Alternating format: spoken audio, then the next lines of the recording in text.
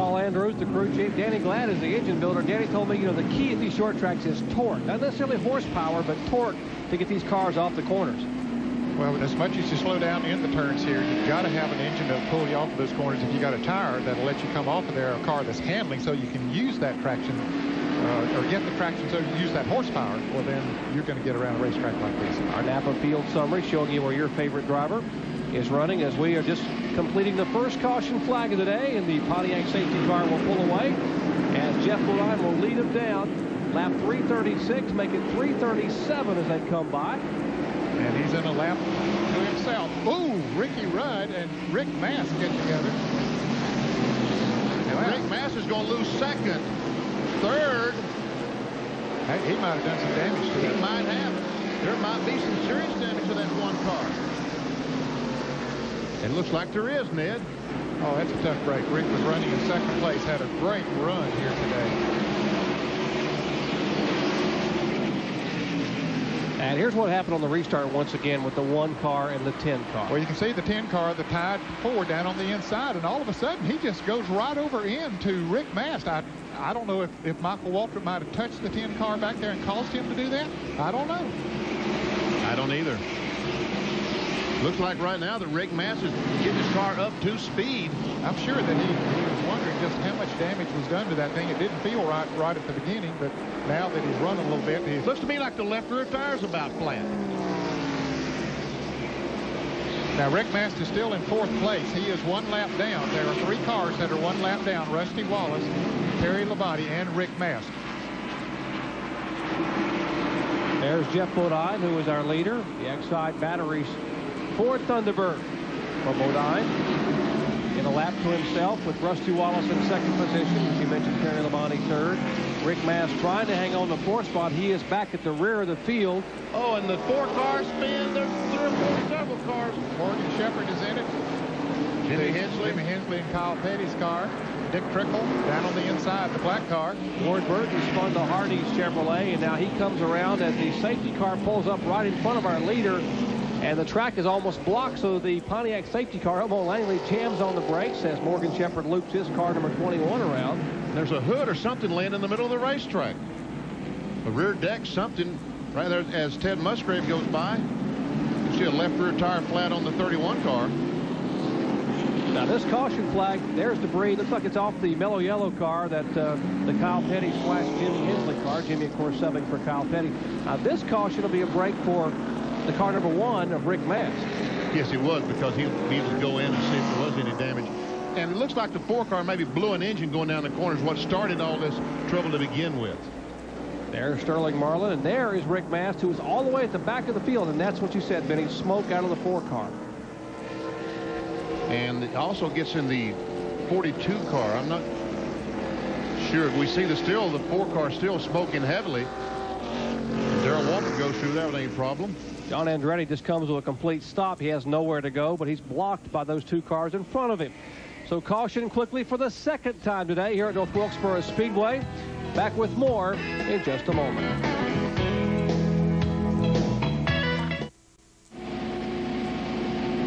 Under caution for the 2nd time today here at North Wilkesboro Speedway. And here, take a look at the incident, and a driver shows you what experience can do when it comes to trying to avoid an accident. Well, we're riding with Darrell Waltrip. He sees that smoke down in front of him, and Lake Speed and Ward Burton get together. Darrell, the car spinning all around him. They're up against the wall. He slows her down, keeps her under control, got his windshield all messed up, but he drives right on through. We saw the moisture on the glass of our camera there, so evidently the 4 car did rupture an engine in the corner. And while we're under caution, a few cars came down pit road, the 3 right there. Dale Earnhardt. Middle of your screen is the car number 6 of Mark Martin and Terry Labonte. Those 3 cars, 2 Chevrolets to Ford, getting a 4 tire change. And these cars had only run 5 laps. They'd only run 5 laps, and they decided to come in and change tires. I mentioned Rick Mast also came in for a 4 tire stop, and that was critical for him. Our Busch Beer race recap. Jeff Bodine, the leader, has led 277 of 342 laps. There have been 6 leaders, 6 different lead changes. 2nd caution flag for 9 laps, and the average speed 104.427 miles per hour. Our lap leaders: Bodine, Earnhardt led 38 laps, Jeff Burton 11, Ward Burton 8, Jimmy Spencer, our pole sitter, 5, and Bill Elliott on the outside front row led 4 laps. Out of race, Phil Parsons, Joe Nemechek, and Brett Bodine, the latest ahead of the garage area. Now, Sterling Marlin apparently was the cause of this latest incident. His car headed to the garage area just a moment ago, and John Kernan is with him. Jerry, I don't know if Sterling would like it if I called him the cause of this wreck, but Sterling, you told me the motor blew. Yeah, the engine let go going down in 1, and Kyle's at the wrong place, the wrong time. He's on the outside, and the back end started around, and he just happened to be there to cushion me, and it tore their car up. We hate it, but the motor let go, got in oil, and wasn't nothing we could do. Well, it was Jimmy Hensley. He'd replaced Kyle, so. Okay, maybe we'll be some mad then. All right, Sterling Marlin had a great run last week. Day is over for this afternoon. Well, you're right, John. We shouldn't call that him the cause. It was his engine that was the cause of that incident, and not Sterling Marlin. Back with more from Wilkesboro in just a moment.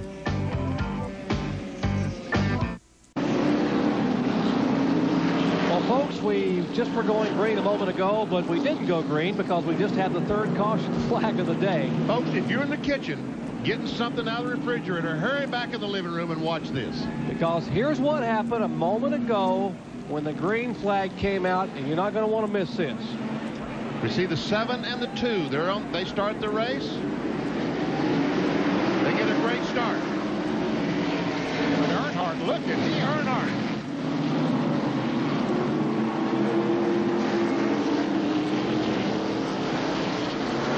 But now, wait a minute, folks. Wait a minute. That ain't all.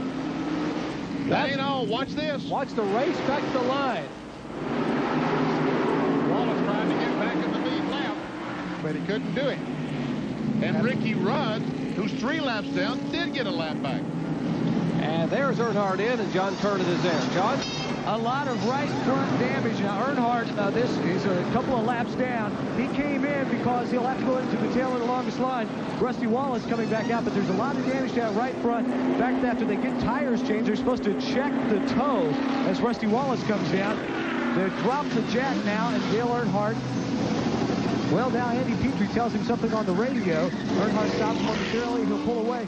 They should be back down on pit road to adjust the toe because they think that the toe has been knocked out on that right front tire. We can see some pretty heavy damage on the left front because the yellow markings are gone. Now, the car number 2 was just in the pits a moment ago for a tire change. And Bill Weber, you were there. What all did they do to the car? Jerry, they changed 4 tires, put fuel in, but the reason they had to come in is because that contact on the track broke the valve stem off the car. Rusty had a flat tire when he came in, so he didn't want to pit, but he had to. He was out of choices. Let's go to John Kernan. Andy Petrie and the crew are awaiting the arrival of Dale Earnhardt back on. Told you they've changed the right side tires. Andy now looking as the car comes down, trying to figure out just how badly it's damaged. They'll go around to the left side now and pull the fenders off. They've got a fender rubbing on the left front. Now they're pulling away some of the stripping from the front of the air dam. Once again, looking inside, it looks like one of the crewmen might have tried to check the toe, or no, actually check to see if they could have adjusted it or pushed that fender back out. As we told you, they think that the toe has been knocked out on the right front. Earnhardt leaves now as the pace car comes back down the front straightaway, but he will be back in the next time by. Now, Earnhardt is being shown in 8th place, 2 laps down. Let's watch this again and see what happens to the 3 car. When this first happened, I didn't realize that Dale Earnhardt was involved in this. He comes off the corner and looks like he made a little bit of contact with the 24. Then he and the 40 get together, and Earnhardt back and forth, and bam, in the wall, and the 24 car trying to dodge. He hits the 8. Yeah, the 21 car, Morgan Shepherd trying to dodge. He hits the 8 car of Jeff Burton. And here's again what happened at the end of that lap as they race back to the caution flag. Rusty Wallace makes a little contact with Bodine, gets inside of him, and watches these guys come off the corner. Heavy contact. Rusty, they're fighting the wheel. Rudd comes by on the inside. The only car to get a lap back to the leader, Jeff Bodine. Okay, here is the view from Mark Martin's in-car camera right behind Earnhardt. Now watch what happens again.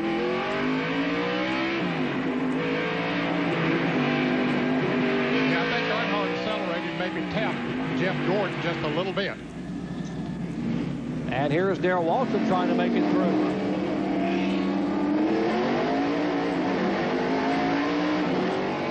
This is going to happen right in front of you.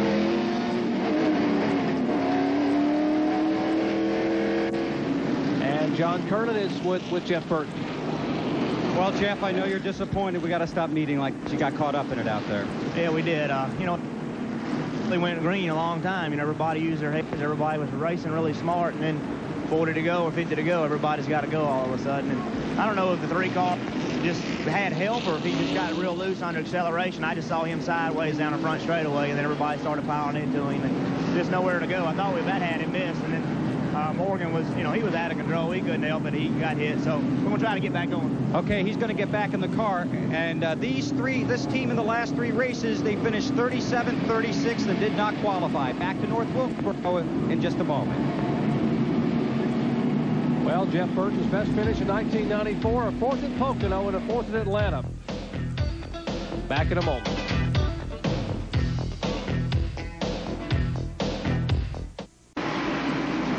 Back in North Wilkesboro, restart lap 358. Just 42 laps remain here. And Jeff Bodine is the only car on the lead lap. If you just joined us, we went 330 laps caution-free. And in the last 28 laps, we've had 3 cautions. Yes, and right now, the 5 car, Terry Labonte, the Kellogg's car, his car and the 1 have tires with about 5. Oh, and what's the smoke out of the 1 car? Rick Mass smoking as he comes off the corner. Yeah, you started to say that here's Rusty Wallace, longest line because they came in the pits too early. They came in, but Jeff Bodine was the only one that could have come in that first lap, and they came in and had to go to the rear of the longest line. And Labonte is trying his desperately to get a lap back. As I started to say, his tires are 5 laps fresher than Earnhardt, than Bodine's. Talking about Terry Labonte. Meanwhile, what about the damage on the 3 car? John Kernan, how about it? Jerry, Dale Earnhardt in a number of times under that last caution. You all checked the toe. How bad was it? Were you able to fix it? No, it's still towed out. We couldn't get it fixed. You know, we was trying to get it and get the sheet metal off.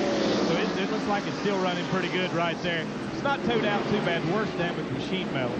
All right, that's Richard Childers as he watches, waiting for Dale Earnhardt to come back around. Well, he's in some heavy traffic back there now, but still being shown in the 8th position, 2 laps down. And there are 3 other cars that are also 2 laps down that are in front of Earnhardt. So he'll be trying to pass those. Those are Bill Elliott, Jeff Gordon, and Mark Martin. Now there are 3 cars that are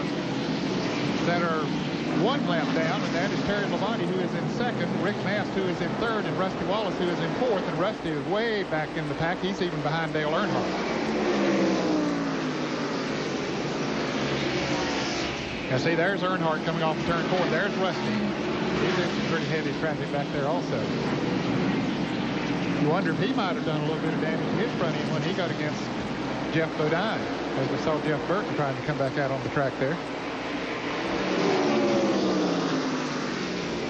Terry Labonte is still working hard trying to get around Jeff Bodine. He's getting up beside of him now, coming off of turn 2. Can he get back in the lead lap? He wants to in case there would be another caution. And he's going to do it going into turn 3. I just wonder if there maybe isn't some damage to Jeff Bodine's car from when he and Rusty Wallace made that contact coming off of turn 4. He took a pretty good lift there. How about it, Bill Weber?